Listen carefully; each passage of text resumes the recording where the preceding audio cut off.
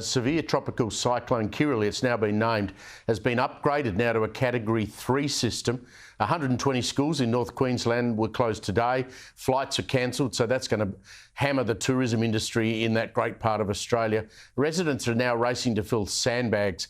It looks like a repeat of what we saw that went through far North Queensland above Port Douglas and cutting off Cairns between Cairns and Port Douglas. Sky News weather meteorologist Alison Osborne joins me. I talked to her yesterday from Airlie Beach with the latest. I just wonder how much worse it might be, or are you still in the calm of the storm?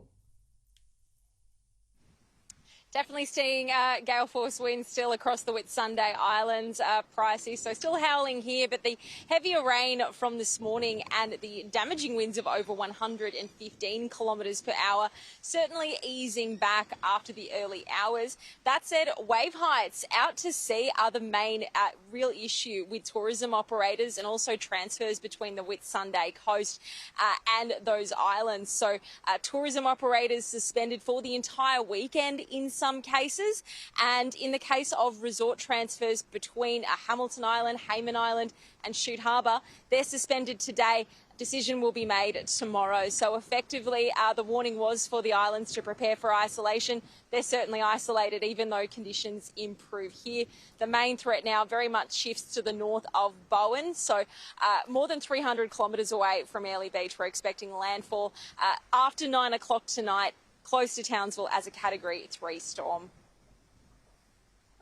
So your modelling's telling you roughly where it might come ashore?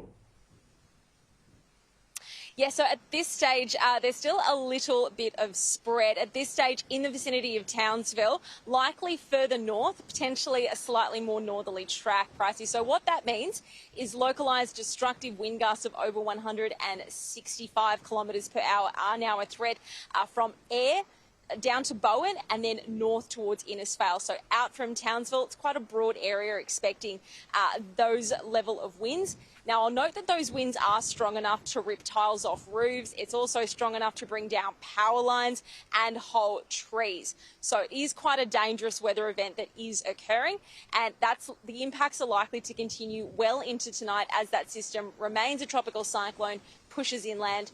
During Friday, we do expect to see that system decaying, transiting to a rain event with the risk of falls exceeding 300 millimetres as far inland as Charters Towers.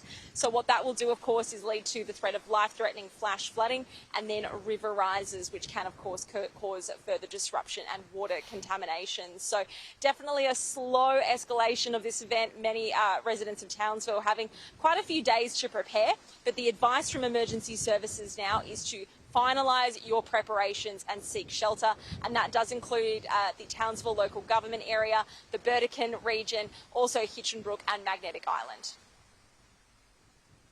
Gee, Queenslanders are really copped it. Sky News weather meteorologist Alison Osborne there in Sky will have updates for you as we go through the night.